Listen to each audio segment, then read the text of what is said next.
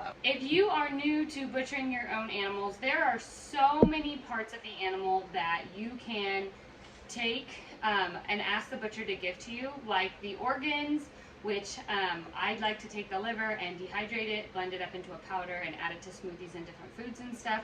It's very, very healthy, has loads of vitamins in it, and I highly recommend you getting them into your diet. If you need a link for that, I will drop it in the description on how I dehydrate and blend up my beef liver.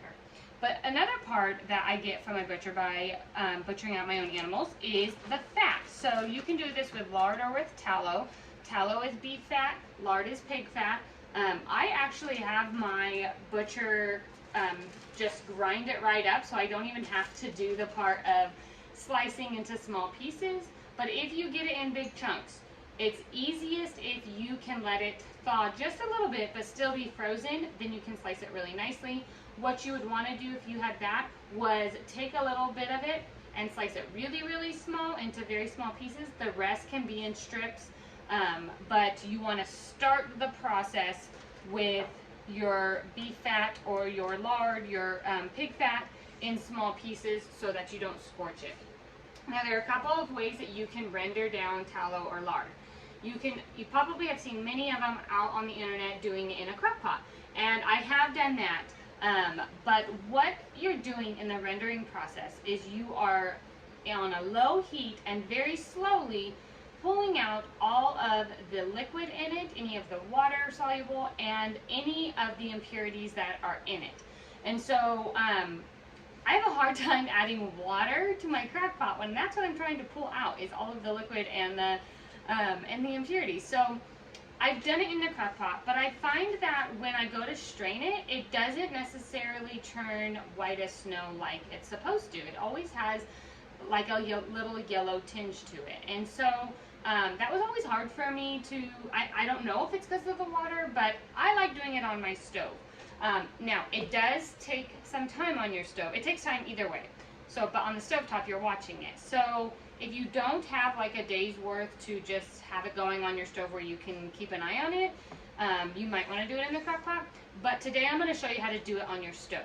So I have 2 bags here of beef fat, and I'm going to see how much I can fit here in my big cast iron Dutch oven. But I'm going to turn my electric stove on to 2. So the key to this is you want it to be very, very low.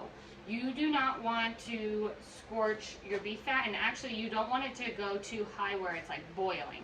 It is going to bubble, it is going to look like it's boiling, even at 2. So you don't want to move your heat from this. This is what it's going to stay the entire time.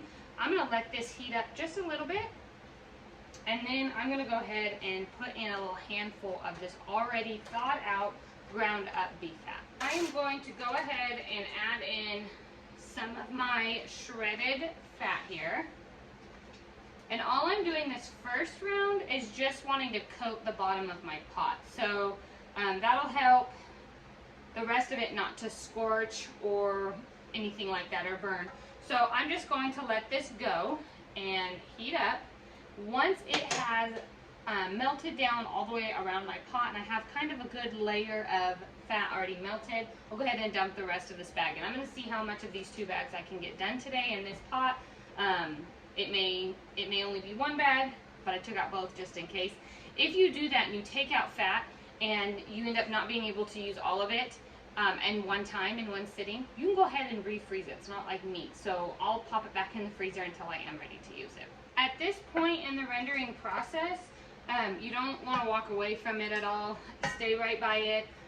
You're just wanting to get it going really well, and then you don't have to babysit it as much. You don't want to obviously leave or go too far from it, but you're not just watching your pot like a hawk. So right now I am just kind of stirring it every few seconds, maybe every minute or so, and letting it just really coat the bottom of my pot here. That way I know when it is ready to add the rest of the fat. Okay, it's been probably about, I don't know, 8 to 10 minutes, and it has created a very nice layer on the bottom of my pot. It's starting to sizzle a little bit, so I am now ready to pour in the rest of my fat.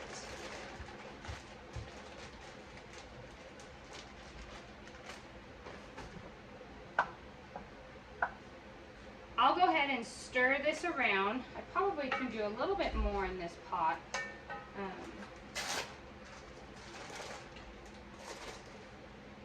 That's probably all that I'll want to do. I still have a little bit left over here, but if I do any more, it may really have a hard time rendering it all the way down. So now all I'm going to do at this point is just kind of stir it and watch it. It's going to start to melt and create a liquid. The chunks will remain because those are the impurities that you're going to pull out. However, they are going to get smaller as it's rendering the fat and the oil out of it. So I'm going to keep it at 2. I'm not going to move that at all. And I'm going to just watch it very closely every couple minutes, give it a stir, and just let it do its thing here at the setting of 2 on my electric stove, and not really do much more. I'll bring you back here and show you up close as it starts to render down and more liquid comes out. I've also got lunch going on the stove, but this has taken about an hour to get to this consistency, and basically now you just have a liquid with, it almost looks like ground beef if you have shredded fat or ground pork in your liquid, and you are going to see it start to bubble a lot and almost look like it's boiling. It is still set to the 2 settings, so it's on very, very low on my electric stove, but I'm just going to stir it every once in a while. But basically all you do at this point is let it go, let it bubble, let it boil, all the things staying low and slow until you no longer see those bubbles anymore. Once there are no more bubbles, without touching your stovetop at all, your settings, then you know that everything is out and you're ready for the straining process. This could take hours, so don't get discouraged if it's been 3-4 hours and it's still bubbling. Depending on how much fat you have in here, it depends on how long it's going to take. But just let it keep going. Do not change the setting and try and up your heat to get it to go faster. It doesn't work that way. So you want it to stay low, you want it to stay slow, and just let it do its thing for hours and hours and hours. I moved the camera this way so you could see it a little bit better. We are about an hour and a half in, and you can see that it is just really bubbly and almost like a boiling point. Even when I stir it, you can see that it's still bubbling. It doesn't stop, and so that means it is just doing its thing, and it is getting all of those impurities and all of that liquid and everything out. So I'm just going to let this keep going. There is nothing you need to be doing at this point. As you think about it, go over, give it a little stir, just so that any of those fat particles aren't just sitting at the bottom of your pot. As you can see, I have not moved my stovetop temperature at all. It is still on 2. And it'll stay there the entire time. Even when you think this isn't going to stop, it will. The bubbles will stop when it is done. And so I will just let it go no matter how long it takes.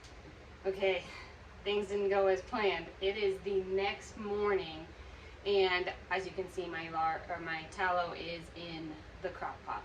And so halfway through when it was rendering, I ended up adding the rest of that beef fat because I just wanted to get it all done. That was what was left in my freezer.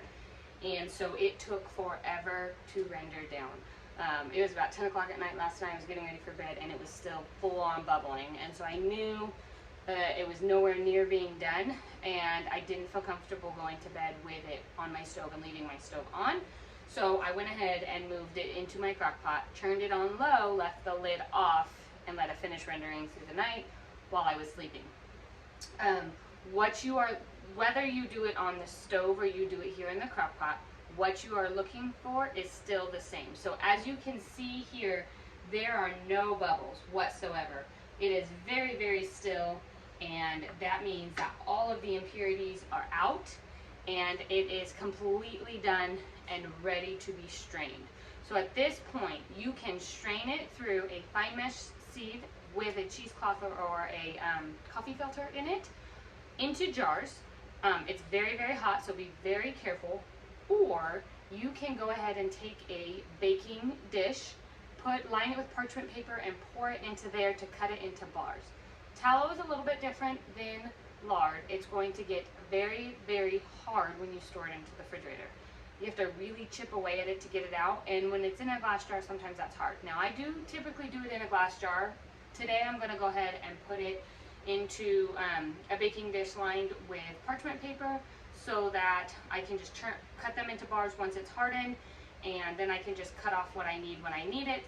That makes it really easy and great for beauty products as well. So when you're trying to put it into soap or beauty products, you can just cut small chunks off of it as you need it, and it's a lot easier than trying to really chisel away out of a jar.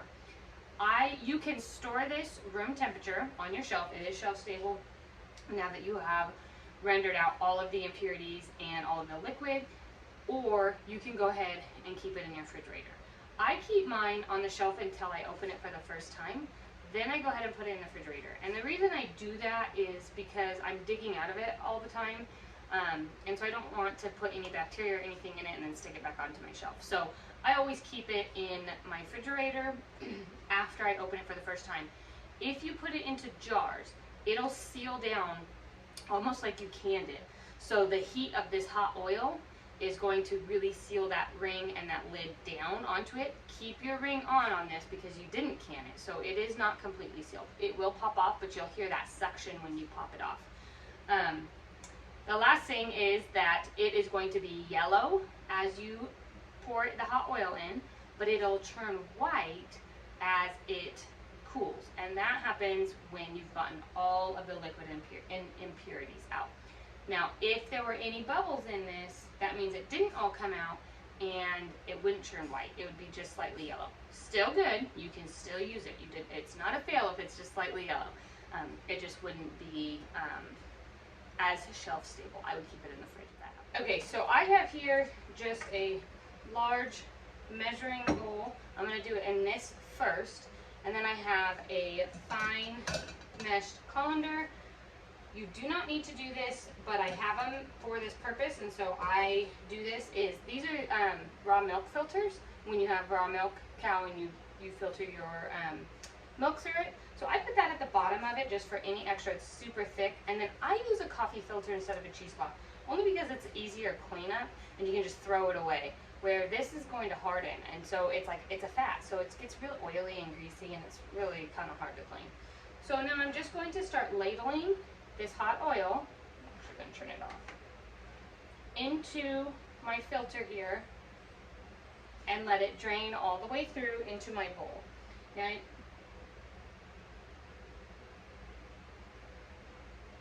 and I'm going to do this for all of it so that I can strain any bits of particles. Now, if you used fat that you cut yourself, I would pull those out first with a slotted spoon.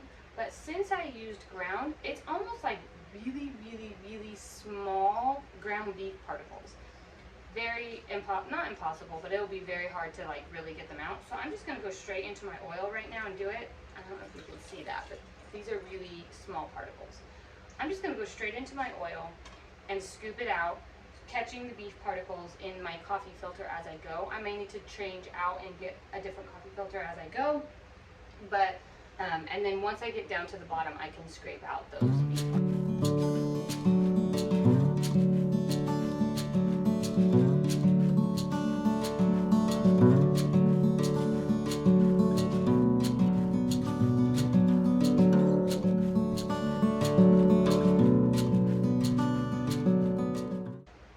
Okay, once you have your oil strained out, then you can go ahead and just pour it right on into jars, or in my case, I'm going to do the baking dish with the parchment paper.